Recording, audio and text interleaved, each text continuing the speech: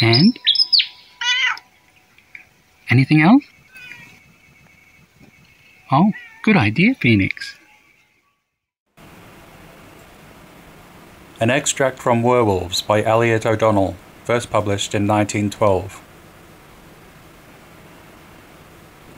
Chapter 6. The Werewolf in the British Isles.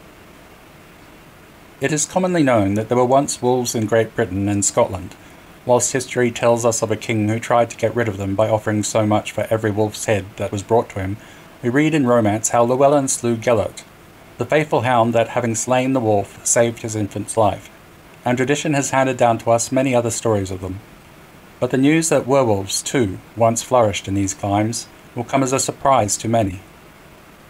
Yet Halliwell, quoting from a Bodleian MS, says, "There ben some that etten children and men, and etteth noon other flesh for that time that they be acharmed with man's flesh, for rather they will be deed, and they be clipped werewolves, for men shall be war of them."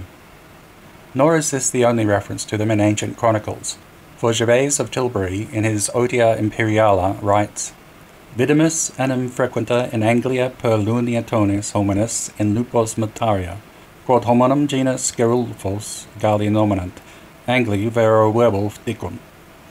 Translation: "For we have seen frequently in England, by the moons, that men are changed into wolves, a race of men which the Gauls call Gerulphos, but the English call werewolves."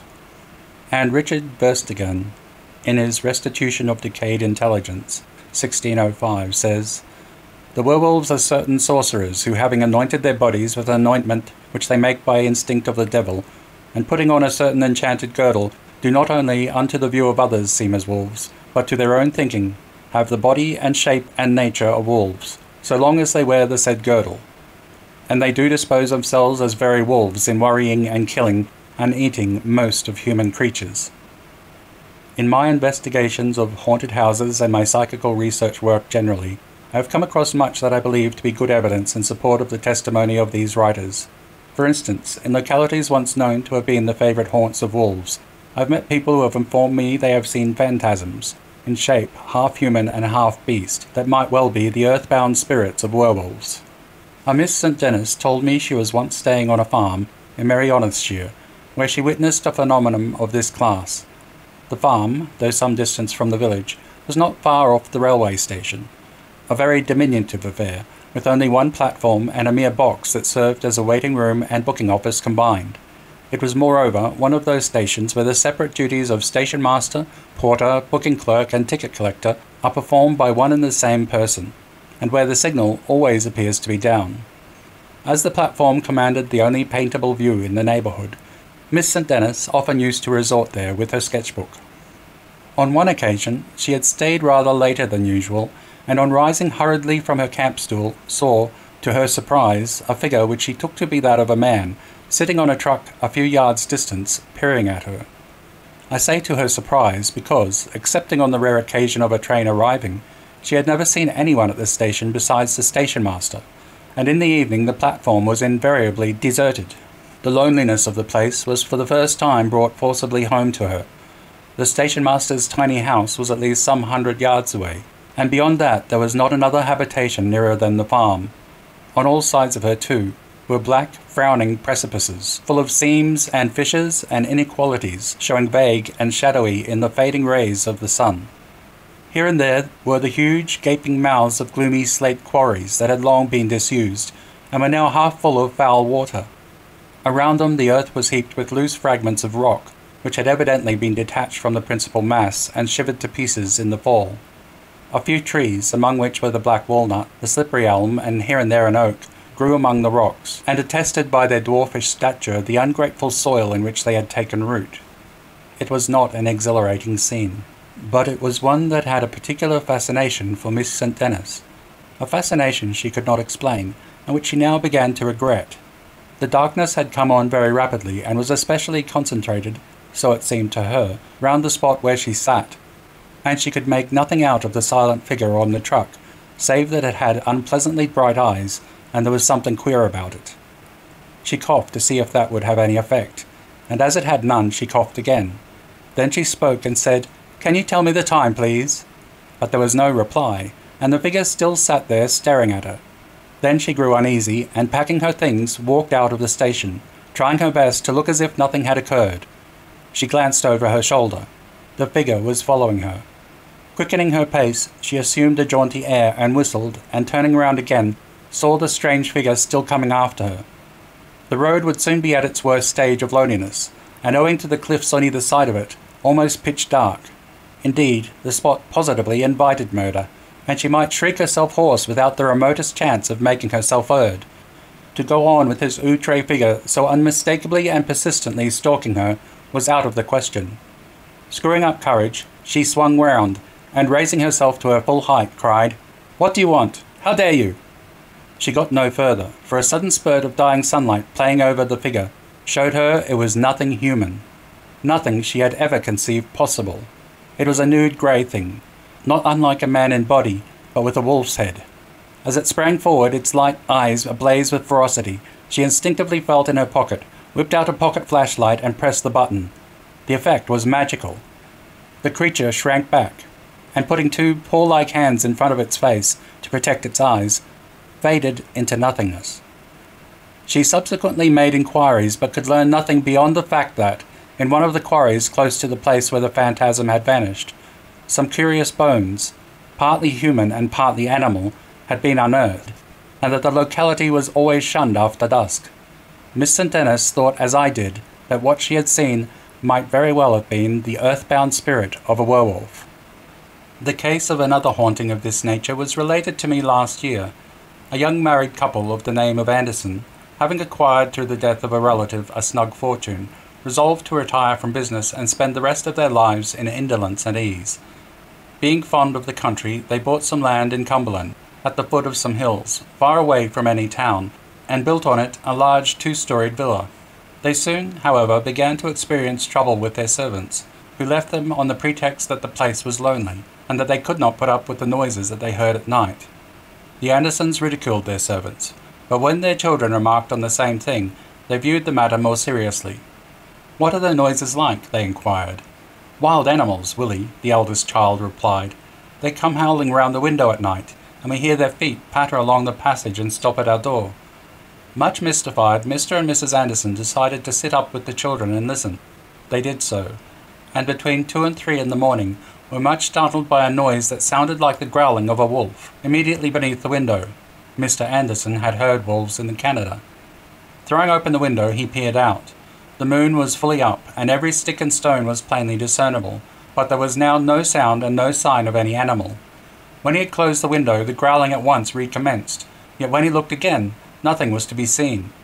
After a while the growling ceased, and they heard the front door, which they had locked before coming upstairs, open, and the footsteps of some big, soft-footed animal ascend the stairs. Mr. Anderson waited till the steps were just outside the room, and then flung open the door. But the light from his acetylene lamp revealed a passage full of moonbeams, nothing else. He and his wife were now thoroughly mystified. In the morning they explored the grounds, but could find no trace of footmarks, nothing to indicate the nature of their visitant. It was now close on Christmas, and as the noises had not been heard for some time, it was hoped that the disturbances would not occur again. The Andersons, like all modern parents, made idols of their children. They never did wrong, nothing was too good for them, and everything they wanted they had. At Christmas, perhaps, their authority was more particularly in evidence. At any rate, it was then that the greatest care was taken that the menu should be in strict accordance with their instructions. "What shall Santa Claus bring you this time, my darlings?" Mr. Anderson asked, a week or so before the great day arrived, and Willie, aged 6, at once cried out, "What a fool you are, Daddy! It is all tosh about Old Claus, there's no such person." "Wait and see," Mr. Anderson meekly replied. "You mark my words, he will come into your room on Christmas Eve laden with presents." "I don't believe it," Willie retorted. "You told us that silly tale last year, and I never saw any Claus." "He came when you were asleep, dearie," Mrs. Anderson ventured to remark. "Well, I'll keep awake this time," Willie shouted. "And we'll take the presents first and pinch Old Claus afterwards," Violet Evelyn, the second child, joined in. "And I'll prick his trousers with pins," Horace, aged 3.5, echoed. "I don't care nothing for old Santa Claus." And he pulled a long nose in the manner his doting father had taught him. Delightful children. Christmas Eve came at last. A typical old-fashioned Christmas with heaps of snow on the ground and frost on the window panes and trees. The Andersons' house was warm and comfortable. For once in a way the windows were shut, and enormous fires blazed merrily away in the grates. Whilst the children spent most of their day viewing the good things in the larder and speculating how much they could eat of each, and which would taste the nicest, Mr. Anderson rehearsed in full costume the role of Santa Claus. He had an enormous sack full of presents, everything the children had demanded, and he meant to enter their room with it on his shoulder at about 12 o'clock. Tea time came, and during the interval between that meal and supper, all hands, even Horace's, were at work decorating the hall and staircases with holly and mistletoe. After supper, Good King Wenceslas, Noel, and one or two other carols were sung, and the children then decided to go to bed. It was then 10 o'clock, and exactly 2 hours later, their father, elaborately clad as Santa Claus, and staggering, in the orthodox fashion, beneath a load of presents, shuffled softly down the passage leading to their room. The snow had ceased falling, the moon was out, and the passage flooded with a soft, phosphorescent glow that threw into strong relief every minute object. Mr. Anderson had got halfway along it, when on his ears there suddenly fell a faint sound of yelping. His whole frame thrilled, and his mind reverted to the scenes of his youth, to the prairies in the far-off west, where, over and over again, he had heard these sounds. Again the yelping, this time nearer. Yes, it was undoubtedly a wolf, and yet there was an intonation in that yelping not altogether wolfish, something Mr. Anderson had never heard before, and which he was consequently at a loss to define. Again it rang out, much nearer this time. Again, close under the wall of the house, a moaning, snarling, drawn-out cry that ended in a whine so piercing that Mr. Anderson's knees shook.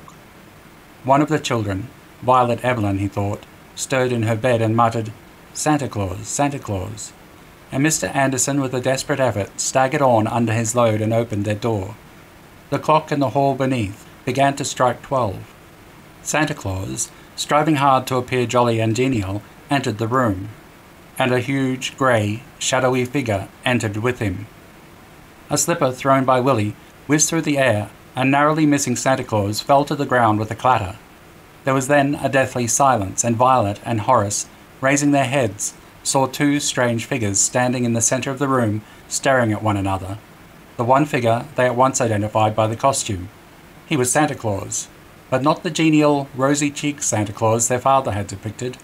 On the contrary, it was a Santa Claus with a very white face and frightened eyes.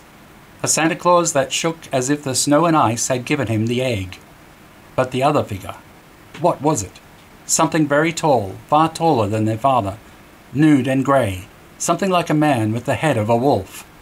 A wolf with white pointed teeth and horrid light eyes. Then they understood why it was that Santa Claus trembled, and Willie stood by the side of his bed, white and silent. It is impossible to say how long this state of things would have lasted, or what would eventually have happened, had not Mrs. Anderson, anxious to see how Santa Claus was faring, and rather wondering why he was gone so long, resolved herself to visit the children's room. As the light from her candle appeared on the threshold of the room, the thing with the wolf's head vanished. "Why, whatever were you all doing?" she began. Then Santa Claus and the children all spoke at once, whilst the sack of presents tumbled unheeded on the floor. Every available candle was soon lighted, and Mother and Father and Willie, Violet and Horace all spent the remainder of that night in close company. On the following day it was proposed, and carried unanimously, that the house should be put up for sale. This was done at the earliest opportunity, and fortunately for the Andersons, suitable tenants were soon found. Before leaving, however, Mr. Anderson made another and more exhaustive search of the grounds, and discovered, in a cave in the hills immediately behind the house, a number of bones. Amongst them was the skull of a wolf, and lying close beside it, a human skeleton, with only the skull missing. Mr. Anderson burnt the bones, hoping that by so doing he would rid the house of its unwelcome visitor, and, as his tenants so far have not complained, he believes that the hauntings have actually ceased. A lady whom I met at Tavistock some years ago told me that she had seen a phantasm, which she believed to be that of a werewolf, in the valley of the Dunes, Exmoor.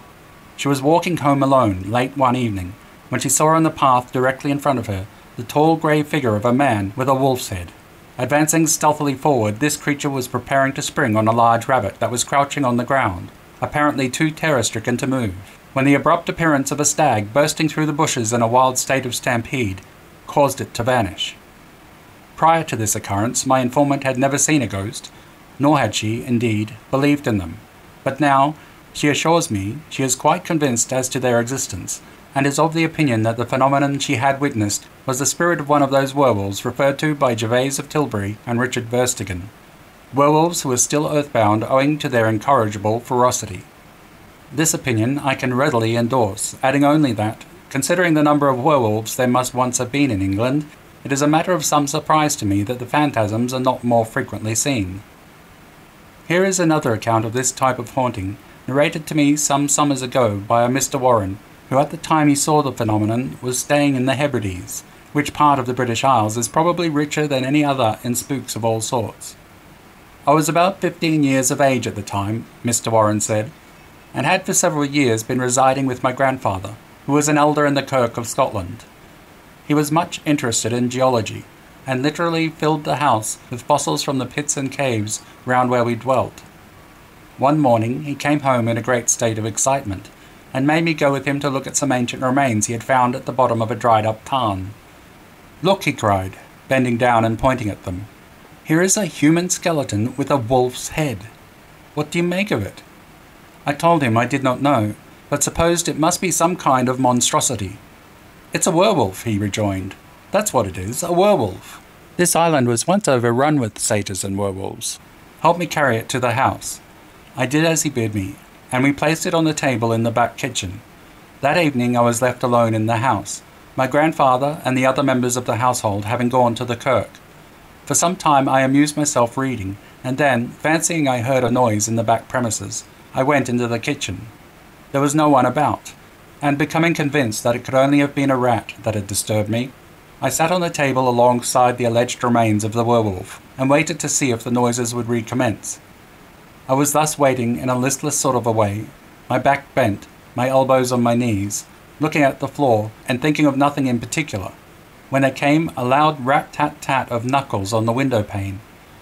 I immediately turned in the direction of the noise and encountered, to my alarm, a dark face looking in at me. At first dim and indistinct, it became more and more complete, until it developed into a very perfectly defined head of a wolf, terminating in the neck of a human being.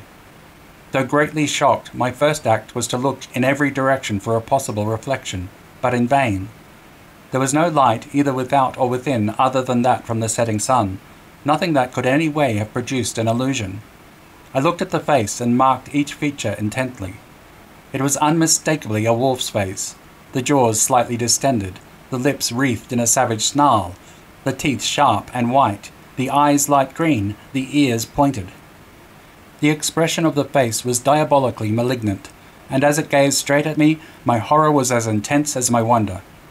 This it seemed to notice, for a look of savage exultation crept into its eyes, and it raised one hand, a slender hand, like that of a woman, though with prodigiously long and curved fingernails, menacingly, as if about to dash in the window pane. Remembering what my grandfather had told me about evil spirits, I crossed myself. But as this had no effect, and I really feared the thing would get at me, I ran out of the kitchen and shut and locked the door, remaining in the hall till the family returned. My grandfather was much upset when I told him what had happened, and attributed my failure to make the spirit depart to my want of faith. Had he been there, he assured me, he would soon have got rid of it, but he nevertheless made me help him remove the bones from the kitchen, and we reinterred them in the very spot where we found them, and where, for aught I know to the contrary, they still lie. The peasant class in all parts of the British Isles are so sensitive to ridicule, and so suspicious of being got at, that it is very difficult to extract any information from them with regard to the superphysical. At first they invariably deny their belief in spirits. It is only by dint of the utmost persuasion, unaccompanied by any air of patronage, which the Celtic peasant detests, that one is finally able to loosen their tongues as to the uncanny occurrences, hauntings and rumours of hauntings in their neighbourhood. In eliciting information of this nature I have, I think, by reason of my tactful manner, often succeeded where others have failed. In a village at the foot of Ben Macdui, a shepherd of the name of Colin Graham, informed me that he remembered hearing his grandfather, who died at the age of 90, speak of an old man called Tam McPherson, whom he, the grandfather, had known intimately as a boy. This old man, so Colin's grandfather said, had perfect recollections of a man in the village called Saunderson being suspected of being a werewolf. He used to describe Saunderson as a mon with evil, leery eyes and eyebrows that met in a point over his nose, and went on to say that Saunderson lived in a cave in the mountains, where his forefathers, also suspected of being werewolves, had lived before him, and that when on his, Saunderson's, death, this cave was visited by some of the villagers. A quantity of queer bones, some human and some belonging to wolves, were discovered lying in corners, partially covered with stones and loose earth. I have heard similar stories in Wales, and have been conducted to 1 or 2 spots, one near Iremadac, and the other on the Epent Hills, where, local tradition still has it, werewolves once flourished. According to legend, St. Patrick turned Bereticus, a Welsh king, into a wolf, whilst the werewolf daughter of a Welsh prince was said to have destroyed her father's enemies during her nocturnal metamorphosis. In Ireland, too, are many legends of werewolves, and it is said of at least some half-dozen of the old families that at some period, as the result of a curse, each member of the clan was doomed to be a wolf for 7 years.